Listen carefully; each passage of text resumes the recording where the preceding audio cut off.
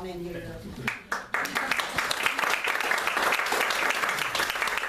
Now, Scott's the grandson of Jim Baggerly, well-known and beloved mail carrier for many years here, and his daddy, Walter Scott, dad. He said he spent many afternoons at his uncle's family farm with his granddad or his uncle or whatever. He always had plenty of work for us to do. Always had work to do, but always time to kind of look around for these beautiful remembrances of the Creek Indians. And he has going to talk to you a little bit about this amazing collection that he's got here, and also a lot of the collectibles and things here. He and his sibling and cousins, I think, spent hours playing make-believe in that store down there. I don't know if they could always find you, but I'm not going to talk anymore. I just want to thank you for being here, and this is exciting. We all love getting in there. I think Memorial Day will be the next time. Certainly anytime there's an event in town, we'll try to be open. Let me kind of address that right off the front. My grandfather and my dad, I guess about 1990 or so, they decided, hey, look, we get this huge warehouse, all this stuff. It really wasn't in any kind of organized order. So they spent my grandfather helped out for about 3 years. My dad spent the rest of his life, about another 7 or 8 years, trying to organize it, trying to put it together. I kind of say as a joke that the museum's just 130 years of the Baggerly family never throwing anything away. Unfortunately, there seems to be kind of a pack rat trait in our family, and you know, in some of your experiences, I'm sure when you deal with people that lived through the Depression, I think most of the people got that kind of habit that lived through the Depression.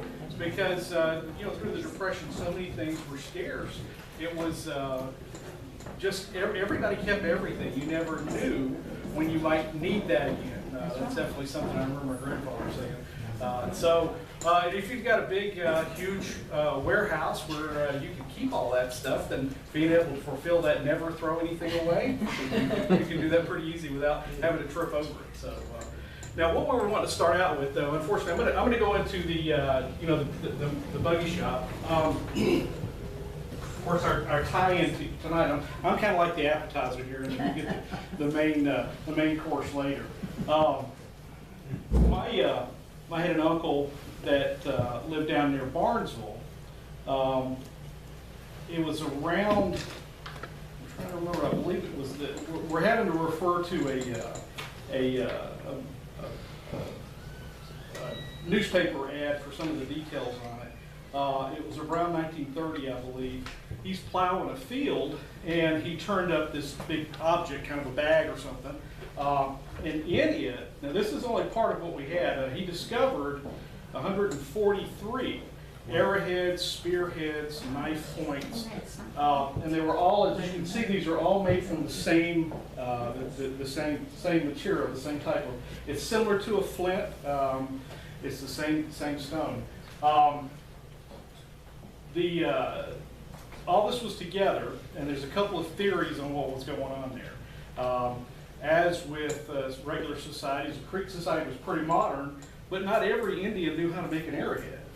So one of the theories of what this might have been would have been an Indian who made arrowheads. These were his product, and of course he was traveling throughout the Creek and the Cherokee areas here in Georgia with his products, and something may have happened to him.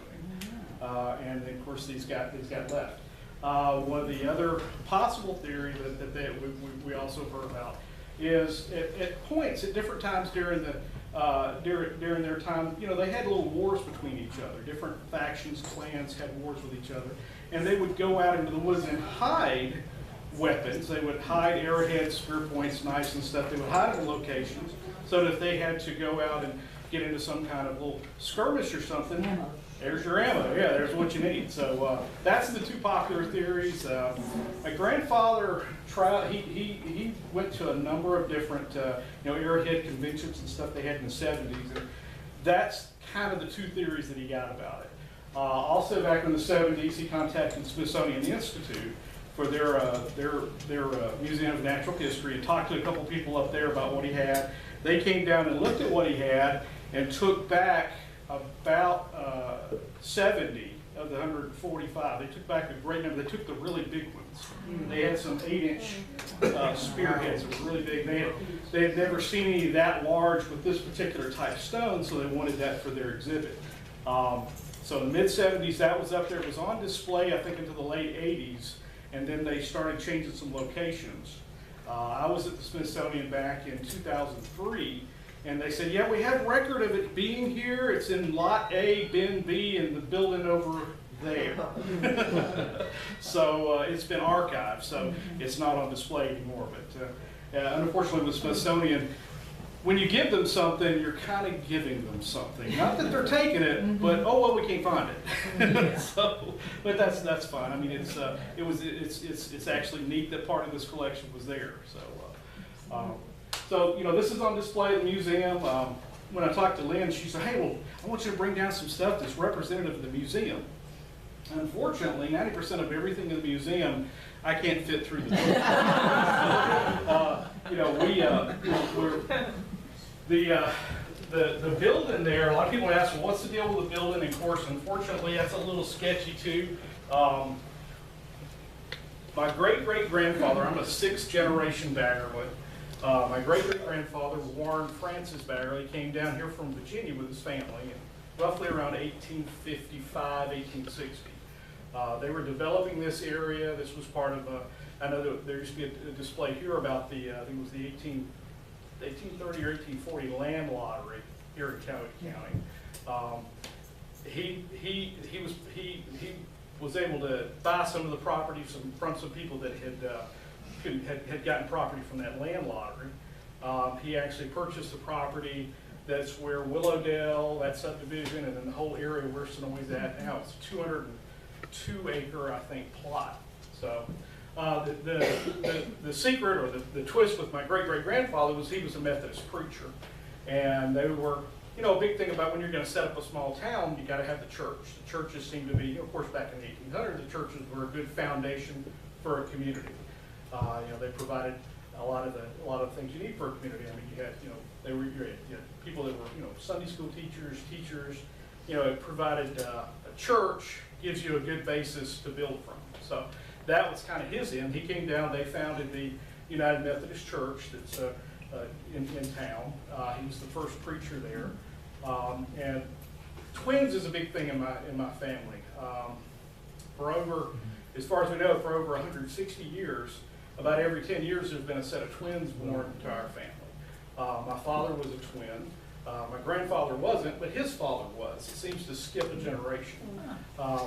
So popular with the family, there's twin names. Now, I'm named Warren Scott Baggerly, and Walter and Warren are the names that they used for twins as it came down through the family. So about every 50 years or so, there was a set of twins named Walter and Warren.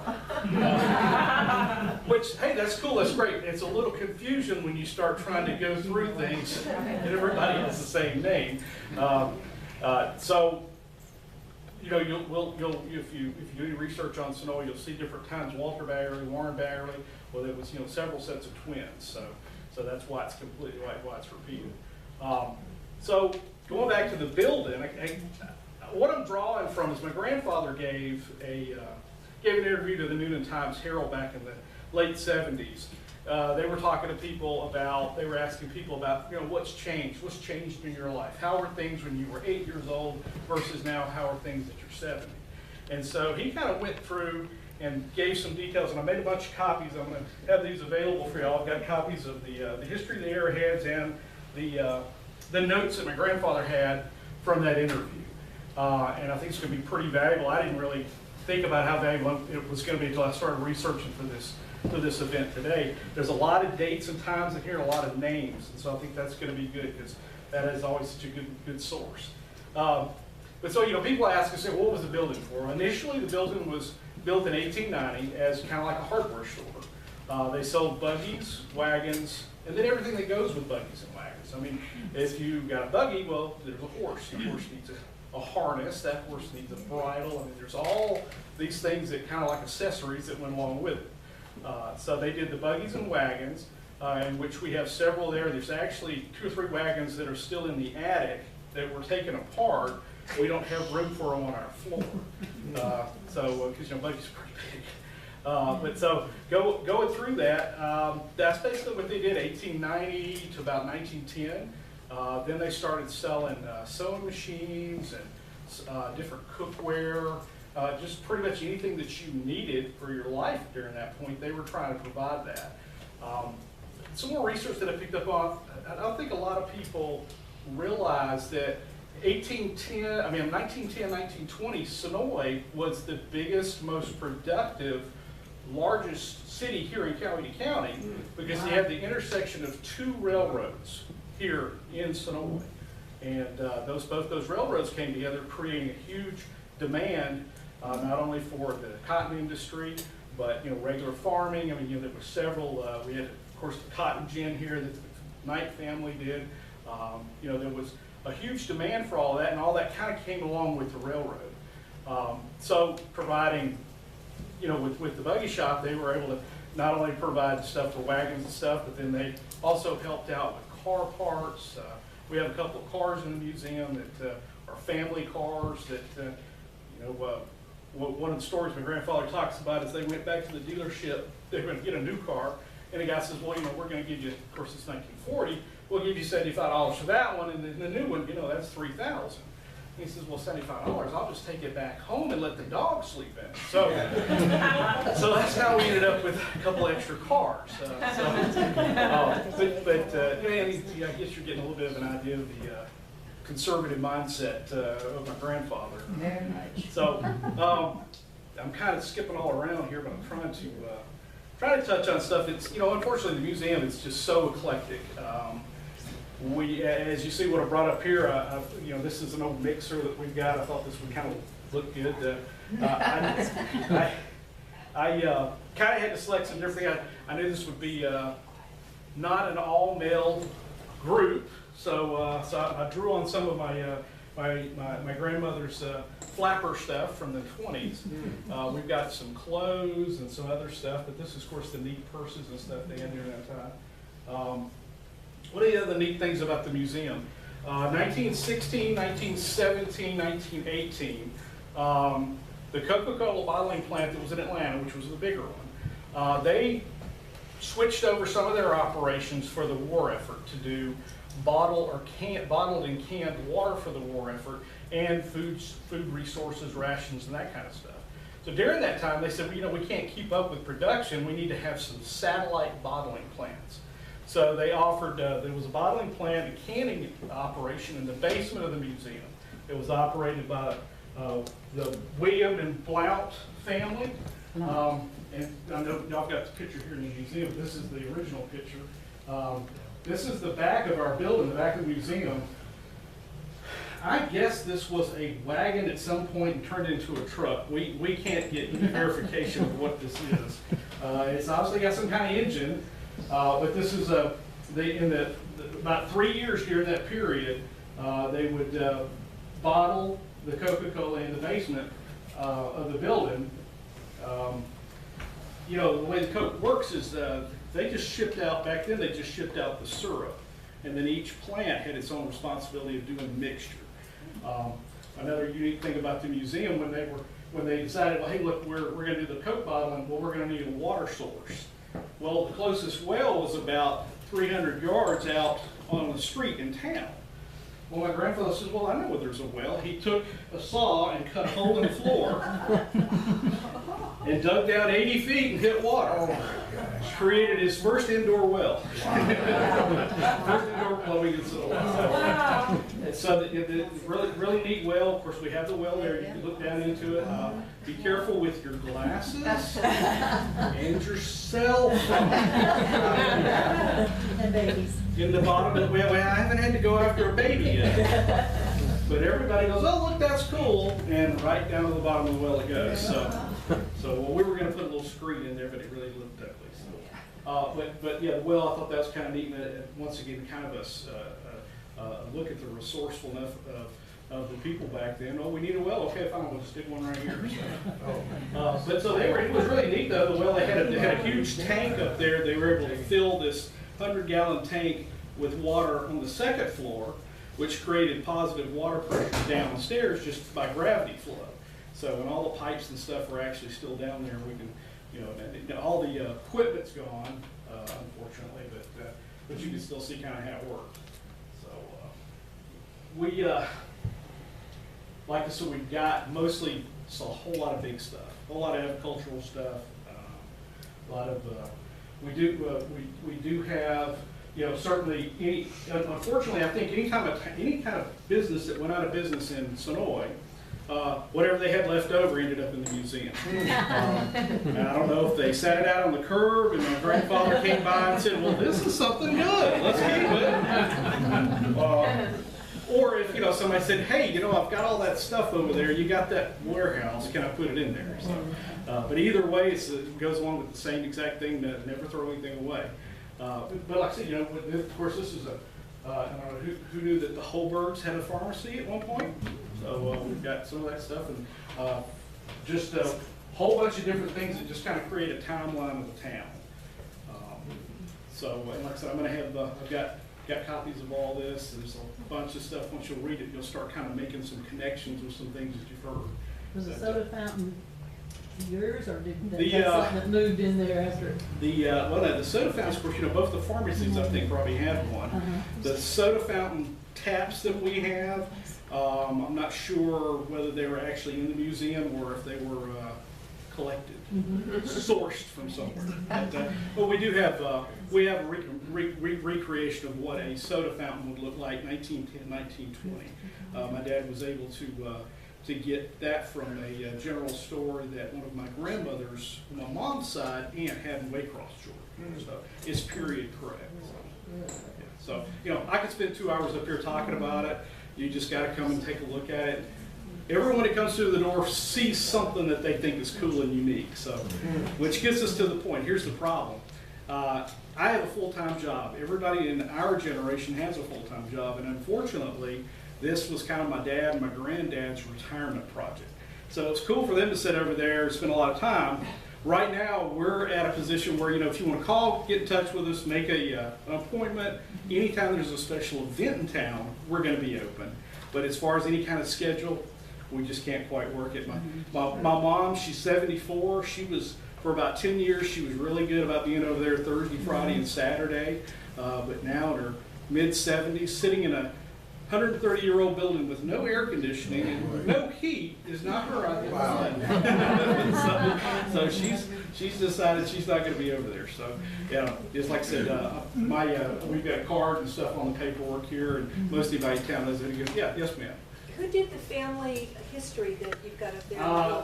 An aunt on my grandmother's side, the Harrison side of my grandmother's side of the family, lived in Virginia, just outside D.C., and she spent about 20 years putting together at the National Archives there in Washington, putting together, this is just one book. I have, I think, 5 books. It's over 4,000 pages, and it dates the Baggerly family all the way back to 1200. Wow. It's kind of a unique name, so that makes it easy to figure stuff out. But yeah, we figure about, 1780, 1790, the family came from England to here, was settled in Virginia, and then down here. And of course, we still have relatives up in Virginia too. But if you see it spelled Baggarly, they're cousins somehow. Anybody have any other questions? Or We store the car in the basement. And that's those are some of my inherited projects. We've got. We have a 58 Cadillac, 2-door 58 Cadillac Coupe de Ville in the basement. That was my grandmother's car. She bought it brand new. She had it for 10 years, only put 60,000 miles on it. Same story. They went to the Pontiac place in Noonan to trade it, and they weren't going to give them anything for it. So he said, well, I'll just take it home. So brought it home, put it in the basement of the museum, and there it is for me to work on. So another little anecdote I tell people. I said, the whole time I was growing up, when I was little, of course, we spent a lot of time, on the weekends with my grandparents. And so all that stuff in the museum that, hey, don't touch that, get down from there, I can touch it all I want. I can play with it all I want, I can move it, I don't get yelled at. And we encourage people to come by and play with it too, because like I said, most everything in there was built over 100 years ago. You can't break it. Okay. All right. Hey.